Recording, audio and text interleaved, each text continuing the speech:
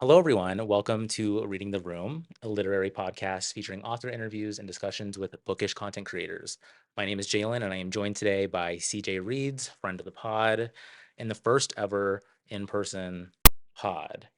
And I figured it was time because we're doing our top five books of 2022, and then also talking about some other things like plans for next year, how our reading year was generally, all that jazz. So, to start, before we get into the list of five books for each of us, how was your reading year generally?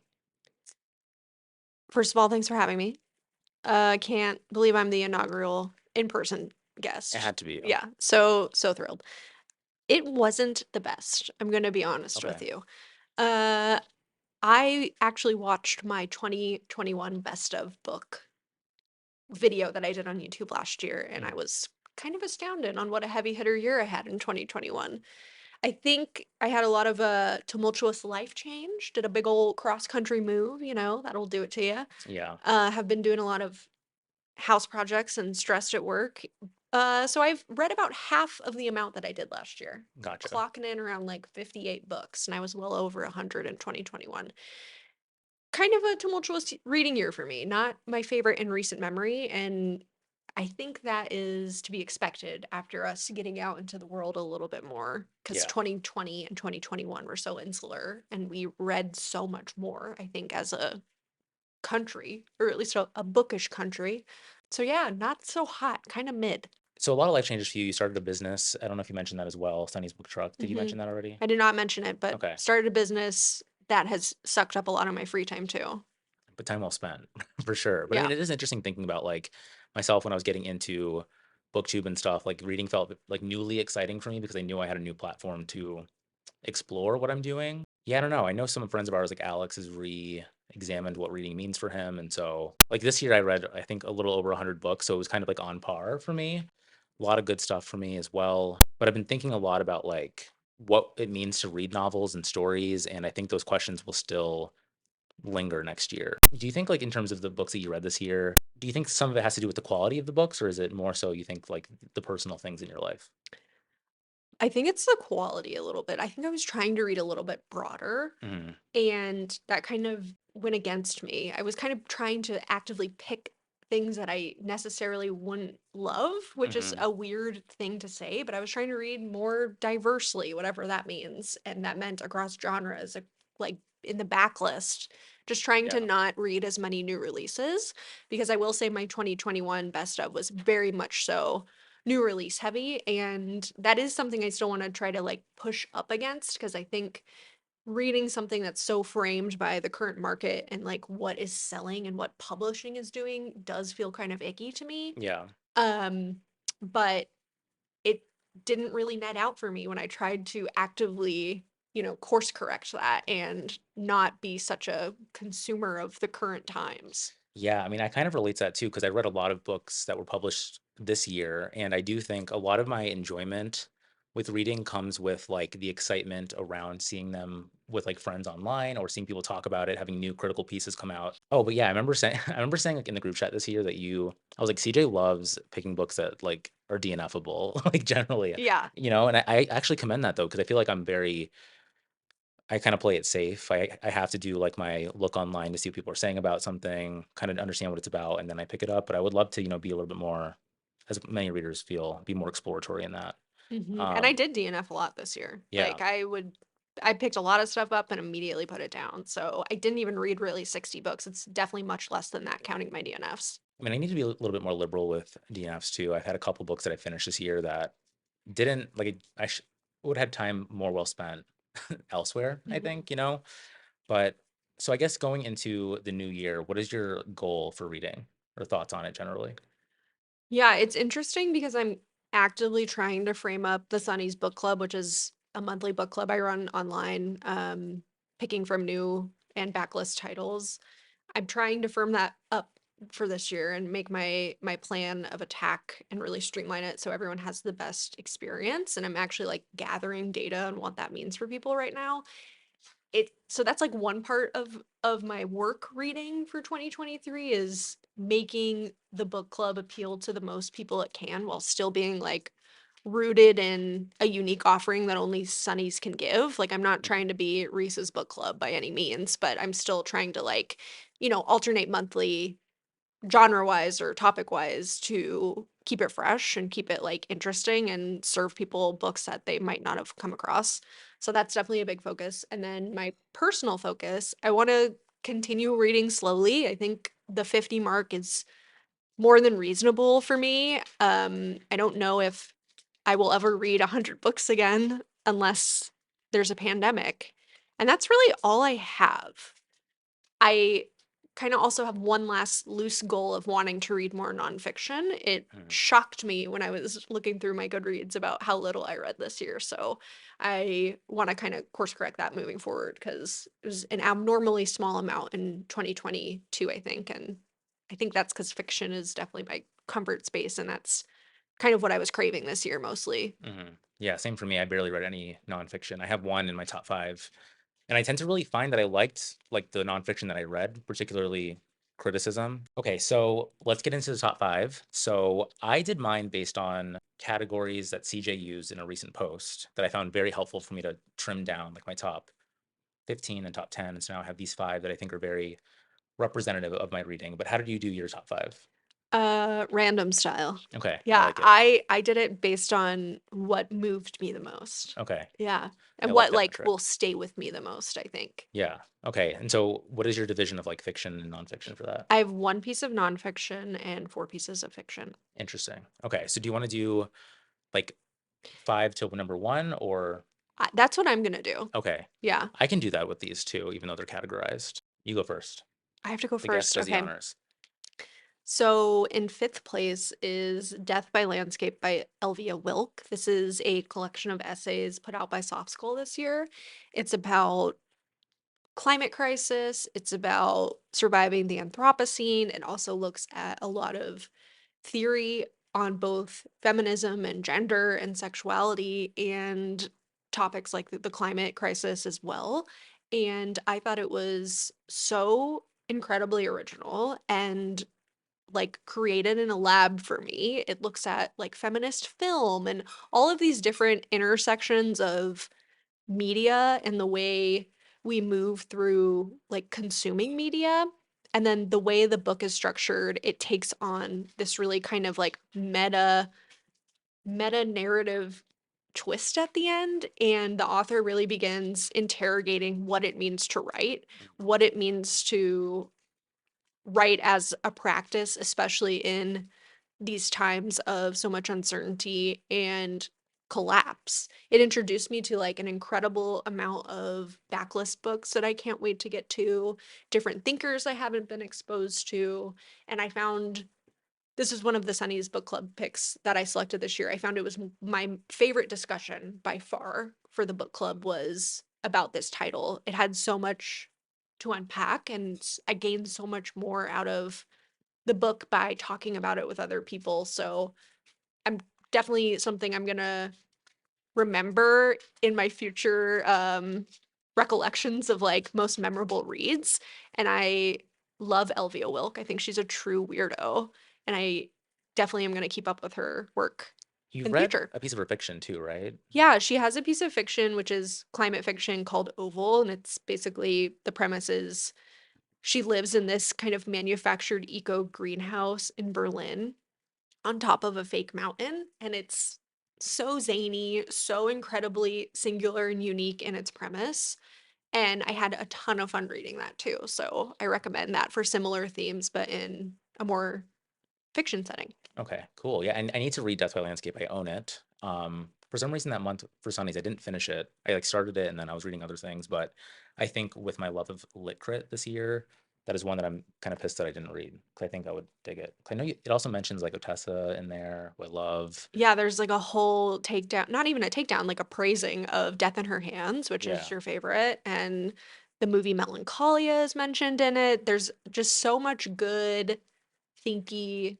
weirdo material in that book that I think people should really dive into. sounds good. So I'll move to my number 5. It's on the bottom of my list. Might be a shock. I feel like some people probably think this is my number 1, but it's not. But I love it. It's Latvona by Otessa Moshfegh. This year just on a sentimental note, has been really wild for me because I reviewed this book at the top of the year. I started interviewing authors at the top of the year. She's been my favorite author for a long time, and I interviewed her a few months ago, which has just been the most sometimes I'm, like, scrolling through my content and I see that there, and I'm like, "What the f like, that is just so stupid," like, kind of, in a way, like, I just can't believe that that happened, and I'm still processing it, but anyways, Lat Bona is her latest book. You also read this, and this book is just weird as shit, and this is one piece of fiction that really helped me again start reconsidering what I think about fiction just because when this book was published, there were so many pans, lots of critical takedowns of Otessa Moshfegh as a writer, as a person, somewhat in the pieces as well, and then just really tore this book to shreds. There's also a lot of people that loved it as well, but it really helped me or got my brain going in terms of thinking about why people were making those arguments, why this book was so hated. And it was just a really fun thought experiment. I almost made a couple of YouTube videos or one or two that were going to be in response to those pieces, but I don't know. I didn't really want to embrace the controversy that much. But yeah, I have a separate review of this book on my channel, so I won't go too much into it. But what did you think of this one? I loved Lamvona. I thought it was so fun, so kooky. Some of the most memorable narrator moments that I've read in a book in recent times, and I love the scary horse-eye witch lady. Yeah, she's a queen. She is a We love queen. Ina. Yeah. Yeah, and this book was just a trip. Like it was one of the most like fun just reading a piece of fiction storytelling books that I read this year. And I feel like a lot of the books that I read this year were like metafictional or questioned their form. And I almost picked Trust for so the category for this is just like a new release that I really enjoyed. I was stuck between Trust and this one, but I picked this just because from picking up a book and just being incredibly pleased and disturbed by it, this was the most singular on that front. And new territory for her, which was really fun to see a favorite writer do something completely new, writing in third person, historical fiction. Just a lot going on in this, but that is Lapona. So what's number 4 for you? Number 4 for me is Sula by Toni Morrison. I'm a huge Toni Morrison head. I go to her work when I know I need to read something that's gonna be incredible. Like, that's not my risk-taking author at all. I know 10 out of 10 she's gonna hit. And this was my first time reading Sula this year. Sula follows 2, are they sisters or friends? I think they're friends, Yes, best friends. 2 Yeah. friends living in, I think, the Rust Belt of America, kind of like 40s, early 50s Hmm. era, named Nell and Sula. They come from very different circumstances and have different economic privileges within the town and the world itself. And it tells the story of how their paths diverge and really beautifully explores who this kind of trope of like who stays and who doesn't and what that means Hmm. and what's gained on either perspective. It's a really short, slim novel. It's like around 200 pages and it is crazy. It is truly harrowing the things this community deals with and the things these girls work through in their own personal trauma and the trauma of their community surrounding them. I am notably not a big rereader, but it is absolutely on my list to reread because she just demands being reread, Morrison in general. She's an author who has so many different layers moving in her work at the same time that you absolutely can't absorb everything on the first try. I loved it. It was such a beautiful portrait of race in America and the burden of being a woman, Yeah. especially a Black woman in America.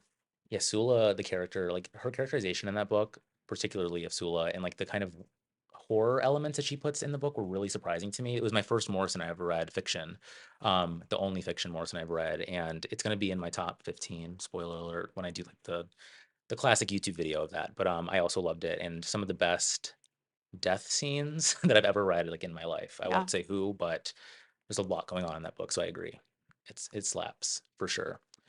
Number 4, I have a short story collection, which I did not read a lot of this year. I Hmm. feel like 2021 was like my short story year when I talked a lot about it on my channel, but this is An Exciting and Vivid Inner Life by Paul Della Rosa. He is an Australian writer, and now he's like a friend of mine, which is really cool. He's very kind. But anyways, brief story about how I found this collection. It's not published yet in the US. It's published in the UK and Australia, so you can order it from Blackwell's if I sell you on it. But basically, I was last summer, I was in a reading slump. I then Googled, this is like the Otessa Moshfegh Stan video, but I Googled her favorite books.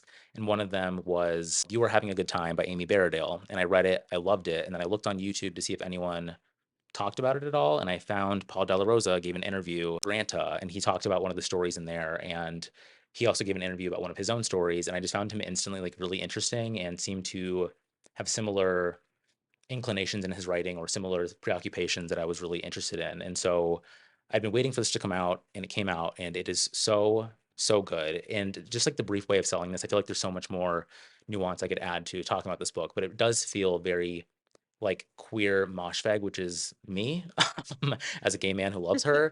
And so it was really cool seeing how he kind of synthesizes that while also exploring late capitalism and just the weirdness of occupying a body and loneliness in the short form. I think he's a master at using escalation as well. And just really every story is so perfectly done. I was floored while reading this. And so it's a book I constantly think about. It's really interesting, like how you kind of land upon certain books. And this was, it felt like the right book at the right time. And so yeah, had to give this the short story shout out. So Paul De La Rosa, if you're watching this, you're a king for sure. You would like it, I think. Yeah, that's definitely been on my list to buy, but it, like you said, hasn't come out in the US yet. But Yeah, it's when it does, I'm first in line. I actually haven't read like any short story collections this year, which is an interesting trend as well. yeah. Because I think you mostly like short story collections. Yeah, It I'm seemed into like, them. yeah. Hmm. I know like we both love I Hold a Wolf by the Ears by Laura Vandenberg. Hmm. We both gave that one 5 stars back in the day. Third is Gold Fame Citrus by Claire Vaye Watkins. I love Claire Vaye Watkins. I Love You But I've Chosen Darkness is probably in my top five favorite books of all time, and it was definitely on my faves last year. I think it was my favorite book of last year. So Hmm.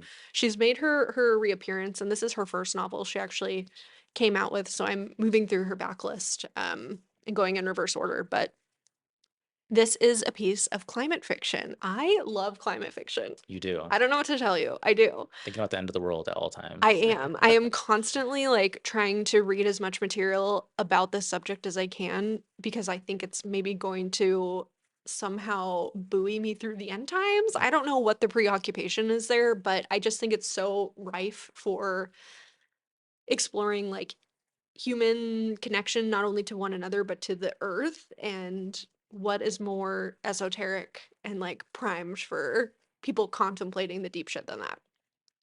But Gold Fame Citrus is another truly weirdo book. I think if I could you know, pinpoint something else in my reading year, I'm like very much so looking for weirdo stuff right now. Hmm. I'm trying to go to extremes for some reason, and I want to quantify what that means, but this book pushes you to the extreme.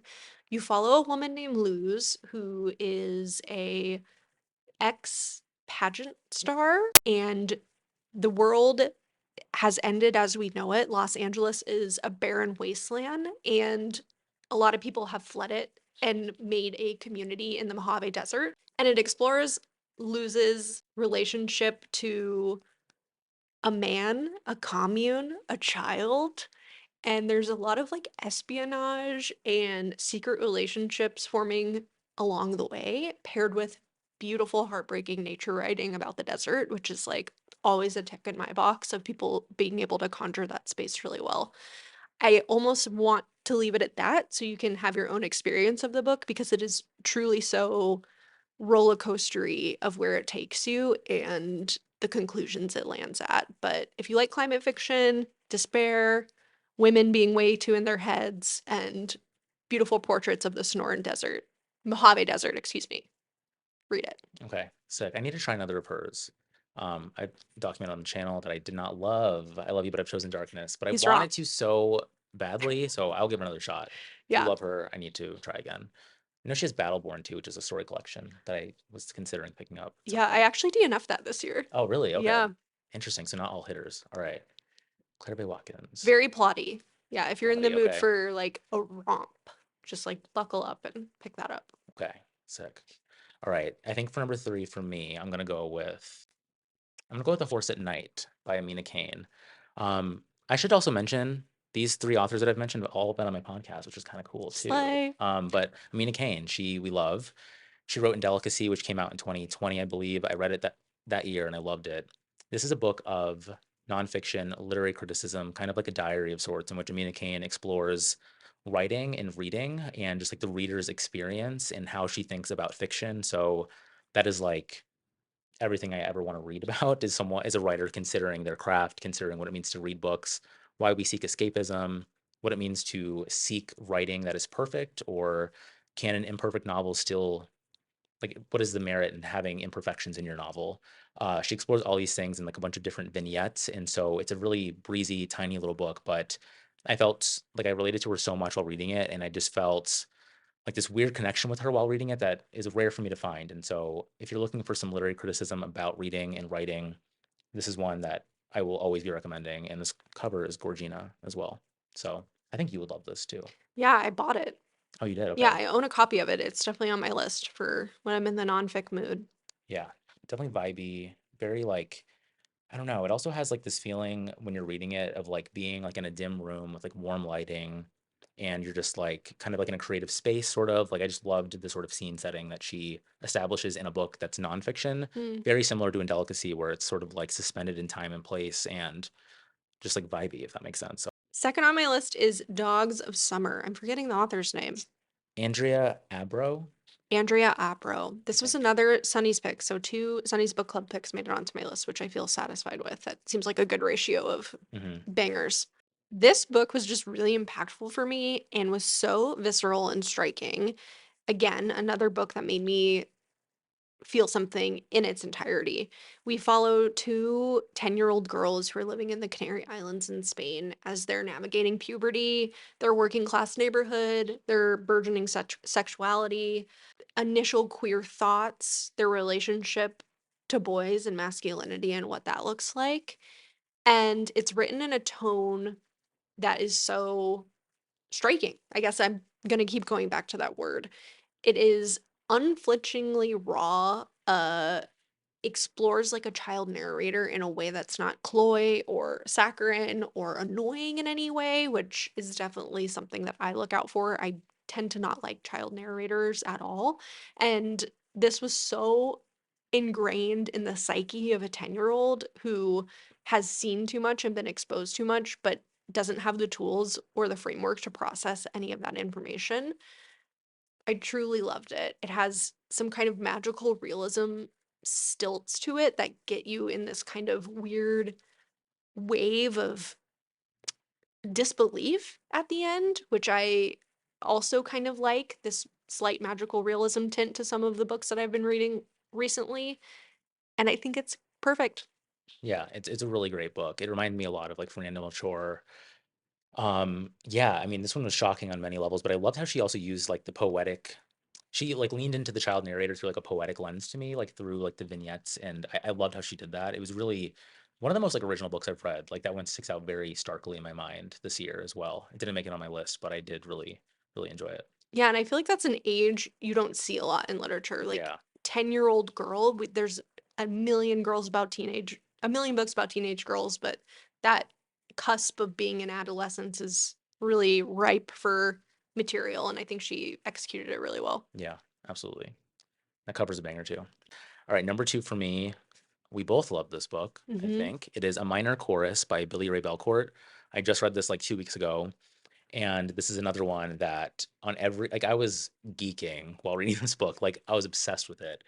It has so much in it that I've been thinking about the last 2 years. A lot of so it's a piece of autofiction following a doctoral queer indigenous student who is trying to think about what it means to write a novel, thinking about novels of the self, which this book very much is, while also being a novel of the collective, being a novel composed of stories that other people tell him incorporating that into the book while also thinking while he's doing that, what does it mean to be doing that? How do you successfully write a novel? Can it be a novel that is thinking about these things on the page and then sort of kind of closing the book there, or does it have to be some other form of elevation beyond that? Like, what is the artistic merit of a book that uses the sort of like field study approach to the self and also to other people around him?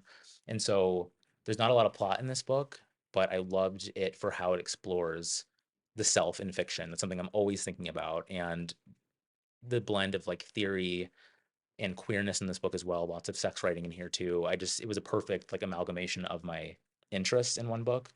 but I would love to hear your thoughts on it too. I don't, did it make your top 5 or no?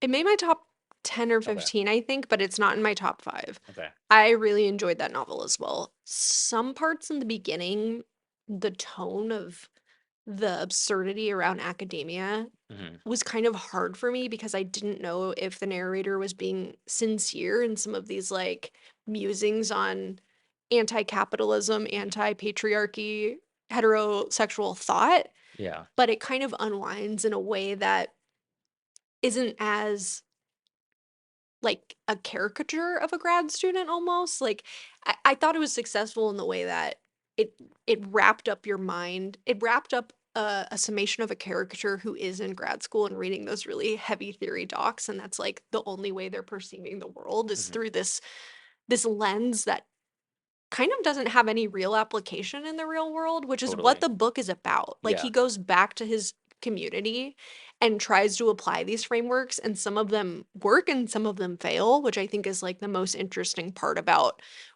again, like what it means about who stays and who leaves. Hmm. That kind of narrative trope of the person coming back to their community and where they started from Yeah. is really interesting to me. I really liked that book. I found it really effective. And I also think I read it a little too fast and I would like to Yeah. reread it again. Yeah, I need to reread it too. I mean, there's so much in here. He's also a poet as well, and there's some pieces of this that become poetry in the prose as well, which is really interesting. Just a lot packed into like 150 pages. I feel like I could talk about this book for longer than this, but it's yeah, it's really great, and I can't wait to see where he goes. Actually, I've been, I don't know if I should say this in the pod, but Come on the pod, Billy I Ray. want to ask him to come on, but I'm so intimidated, like severely, that I'm like a little nervous about it. But Giving come on the Ocean pod, Vuong. yeah, for sure. Yeah. I think that's also referenced in this book too. It is. Yeah, it's also very self-referential to where he is in literary fiction. Yes, It's fun. You should read it if you're a bookish person and you are consuming discourse and like yeah, in the current publishing zeitgeist. totally. Yeah, you feel like you're part of a club. This is number Um, one, right? Or number two yeah, for you? this Okay, is number number one. 1. These are our favorite books of the year, everyone. I know what yours is, but do you know what mine is? Shit. I feel like I know it. Yes. It's The Seas It by is The Samantha Hunt. Seas. It's The Yes. Seas Such a by good pick. Samantha Hunt. What a gorgeous, melodic, poetic, engulfing book, you guys. You absolutely have to read this.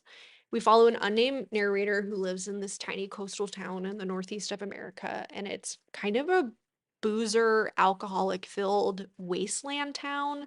It's post industry, so, you know, it has like the kind of economic crash that comes along with an industry leaving a little tiny town that supported all of its community. And it's just flushed with these really interesting depictions of alcoholism and what it means when a place's economic resources get pulled from it like that.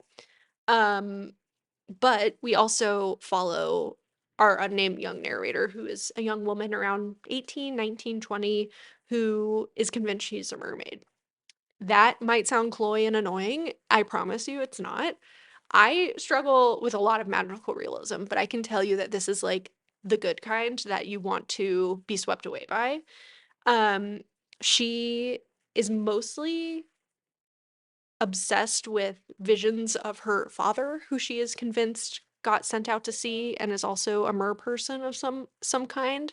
And she's also obsessed with an older man who is an Iraq veteran and friend of the family. So it's exploring a lot of rich themes like loss, lust, burgeoning adulthood, alcoholism, dependency in general. It grows to proportions that are so absurd and dreamlike that I'm not going to spoil it for you, but it's incredible. It's has a new foreword by Maggie Nelson. Queen. She also loves the book.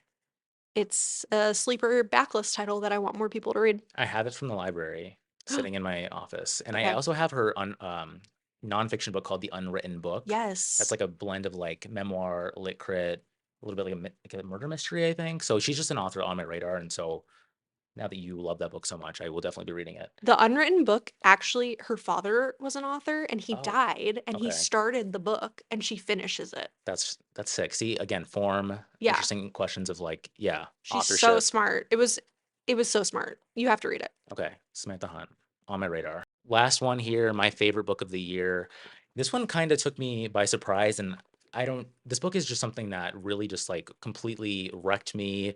Can't stop thinking about it since reading it in June. It's The Sluts by Dennis Cooper. I've become a Cooper queen since then. I think he's a really fascinating author, but I will say every trigger warning, like, imaginable for this book. This is the most depraved book I've ever read in terms of its content, so fair warning that there's so much in here that you don't want to read, but the way that Dennis Cooper writes this book will make you not put it down. So, essentially, this book is set almost entirely on a website, which is a gay escort review site. And the book is told in a bunch of different reviews from people that have slept allegedly with this young guy named Brad, who is allegedly 18 years old. This book is a lot about myth making and fact versus fiction and the stories that we tell about people, particularly on the internet, and how reality can be blurred on the internet. Different unreliable narrators that you don't really know what happens to this person named Brad or what's true or what's not. And so if you want something that is like an unreliable metafiction, fucked up hellscape on the internet, this is a book that I would highly recommend. And I can't stop thinking about it. And I've been kind of craving those books that are also kind of like extremist, I guess, in terms of Yeah, their form and their content. And that one fever definitely dream. is the most for sure. So Mhm. that is our top 5 books of the year. Follow CJ, follow Sunny's Book Truck, and stay tuned for both of our. Are you doing a video as well? Like best books of the year? Yeah. Okay. Stay tuned for those as well. Thank you all for watching, and I'll catch you in the next one. Bye, Bye. love you.